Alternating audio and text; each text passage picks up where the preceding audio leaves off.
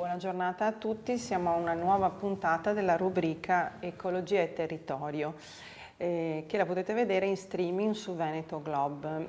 Oggi abbiamo l'onore di avere il fiduciario del convivio di Slow Food di Conegliano e Vittorio Veneto, il dottor Renato Grando, che ringrazio. Grazie a te Alberta, buongiorno Alberta, buongiorno agli ascoltatori.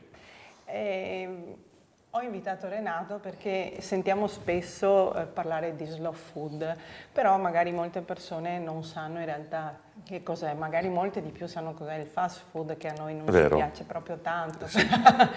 Però slow food che cos'è? Beh, è un movimento che è nato 30 anni fa, ricordo proprio di 30 anni, l'associazione che è nata a Bra in Piemonte nell'86 e poi ha avuto tutta una serie di evoluzioni al suo interno, dal punto di vista proprio di come è cresciuto negli anni e a seconda anche poi di quello che ha trovato nella società di anno in anno. Ha saputo crescere perché all'inizio, come si può dire, era un po' un movimento di appassionati, di cultori della tavola, nasce un po' per quello come ribellione verso, come dicevi prima, il fast food, quindi riprendersi un po' la propria esistenza e i propri tempi. Cibi sani, cibi di una volta e soprattutto anche il piacere della convivialità, quindi il diritto anche al piacere e il piacere del gusto che fosse espresso nel modo migliore. Poi a tavola lo sai che si sviluppano anche i discorsi piacevoli con la bella compagnia e vi sono altri aspetti che poi vengono. Quindi da qui la parola convivio. Da lì la parola convivio, anche infatti proprio il piacere di vivere insieme e lo fai con il buon cibo. Con il buon cibo. Non si è mai visto che assolutamente, infatti tra l'altro nel 1990 nasce quella che è un po' il best seller della nostra editoria, un'editoria che appunto è Slow Food Editore, che nasce nel 90 e che è Osteria d'Italia, il sussidiario del Mangiar Bene all'italiana. E quello è il fiore all'occhiello che abbiamo dell'editoria. Ma Slow Food come si colloca in Italia? Ha vari convivi?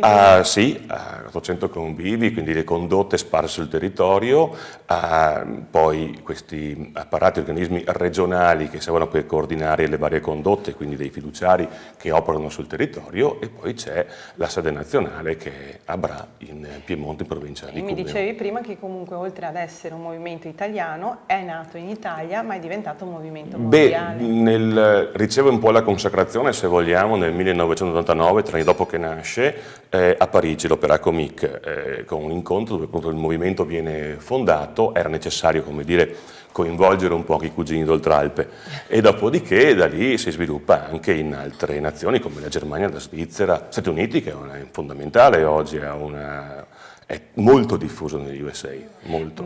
Ed è diffusa con dei presidi loro o con dei presidi? Con dei convivi, poi presidio spieghiamo, perché a volte si rischia di fare un po' di confusione tra convivio e presidio, ognuno poi ha dei vari convivi all'interno della sua nazione che fa capo poi a dei responsabili, e mentre per anticipare quanto stavi dicendo, il presidio invece è un progetto che nasce nel 1999-2000, che è più recente e è un progetto legato proprio al mondo del cibo come salvaguardia di certe razze animali, di frutta, vegetali, formaggi e quant'altro, e che, come dire, sono un po' a rischio di estinzione. Prima nasce l'Arca del Gusto, che ha catalogato un po' quali potevano essere questi alimenti e anche il lavoro stesso, poi la conoscenza umana. L'UNESCO, proteggete il termine militaresco un po' ha voluto, presidio è proprio questo di protezione, perché bisogna impegnarsi ovviamente a proteggere queste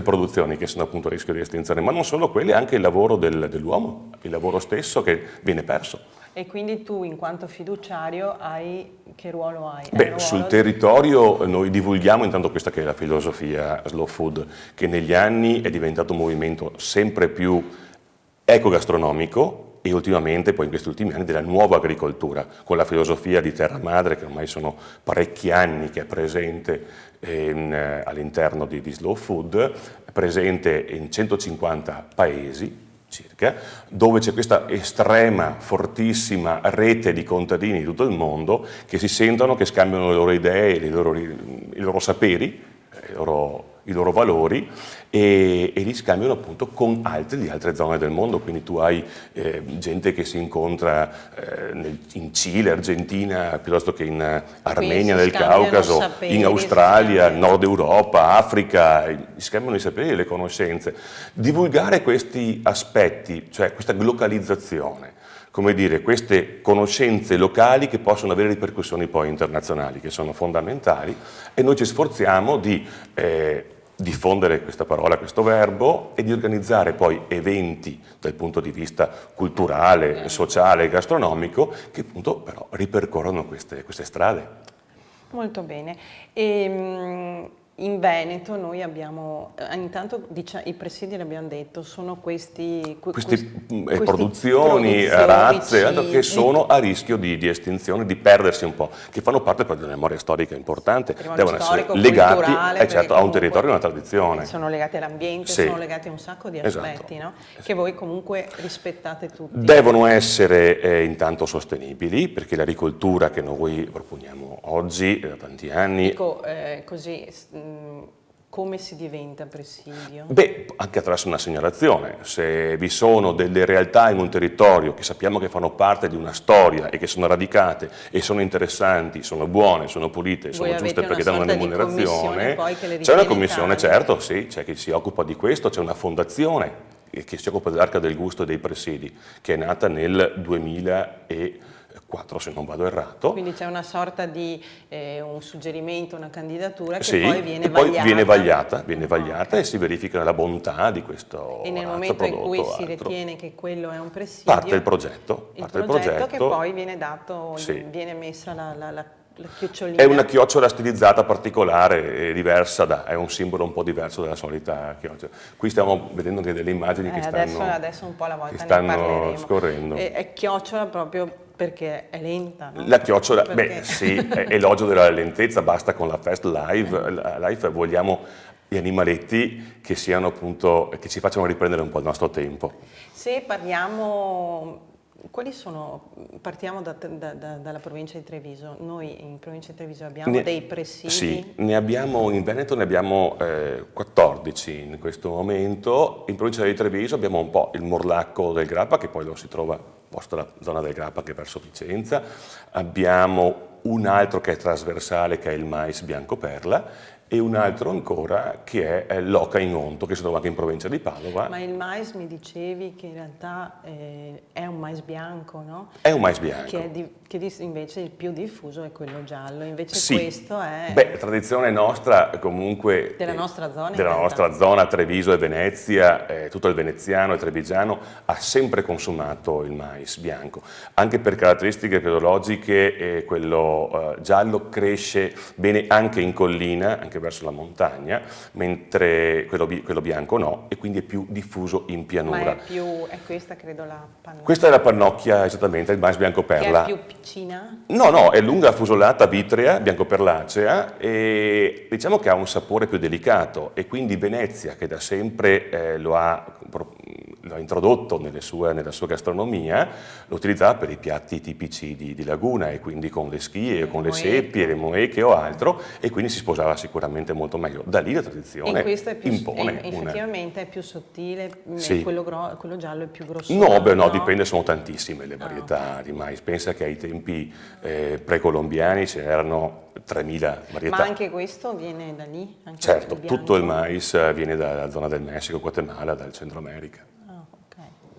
Bene. Questo è un po'. Beh, tra l'altro abbiamo anche una gloria locale che alla fine del 600, che era Giacomo Agostinetti, che era agronomo in Cimadolmo, quindi vicino a noi, scrisse i 110 ricordi che formano il buon fattor di villa, e fra questi parla anche, oltre che del raboso Piave, parla anche del mais bianco perla, di questo sorgo bianco che cresceva nei quartieri della Piave, e si riferiva appunto al bianco perla.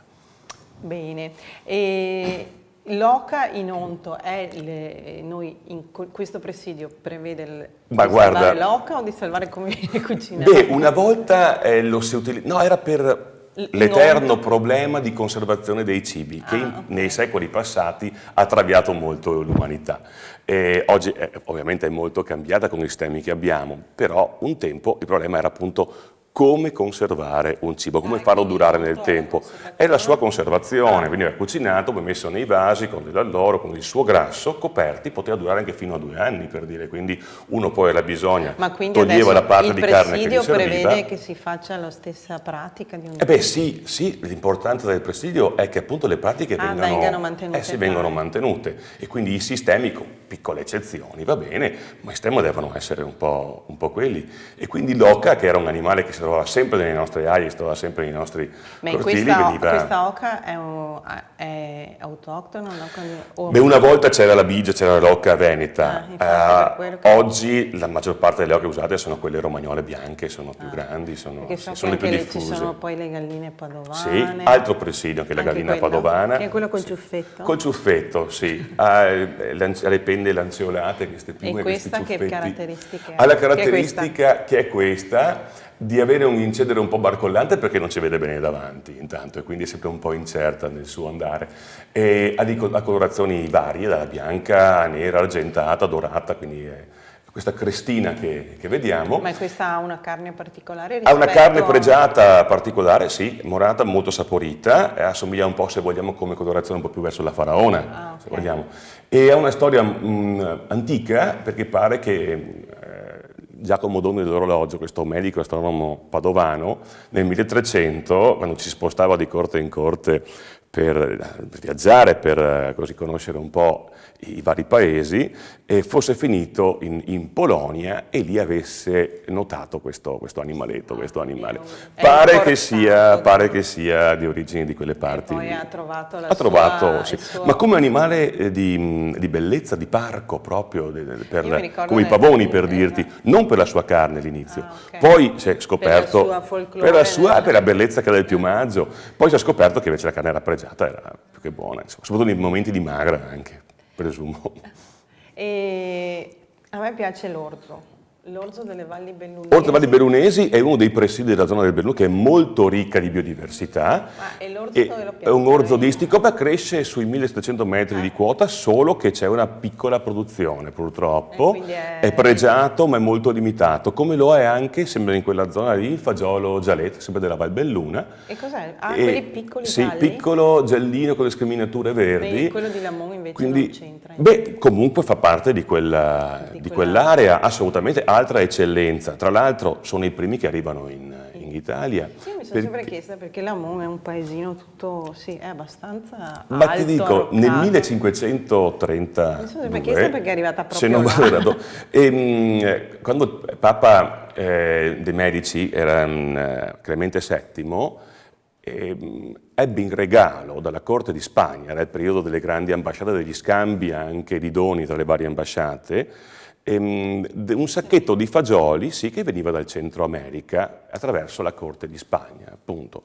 In quei giorni lì in Vaticano, a Roma, c'era questo Pietro Valeriano, Giovan Pietro delle Fosse, che era un frate, che era di qua, di Belluno, e gli regalò questo sacchetto. La leggenda, la storia almeno è questa, insomma, che conosciamo. Mi sono sempre chiesta perché in tutto...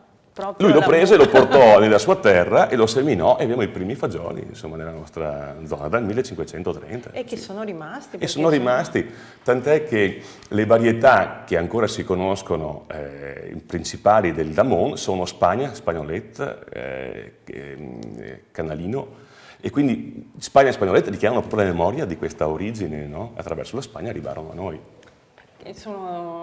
Calone che è Canalino. È interessante anche conoscere il mondo attraverso la storia è fondamentale cibo, per capire questi aspetti, certo, la circolazione dei prodotti. Esatto, perché tante volte non riesci a capire queste cose, invece tutto ha una spiegazione ed è fondamentale poi per la nostra cultura, per il nostro passato. Certo. Allora, noi siamo arrivati al termine di questi 20 minuti assieme e ti ringrazio tantissimo perché abbiamo imparato un sacco di cose. Insomma, quelle che sei tu riuscito a dire. sei un'enciclopedia di curiosità e di...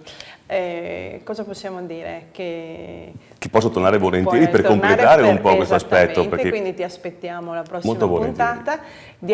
Faremo una puntata che chiude tutti i presidi del Veneto. Intanto vi salutiamo, vi ringraziamo di averci seguito. A presto, buona giornata. Grazie Alberta. Grazie a Renato. Grazie agli ascoltatori. Grazie.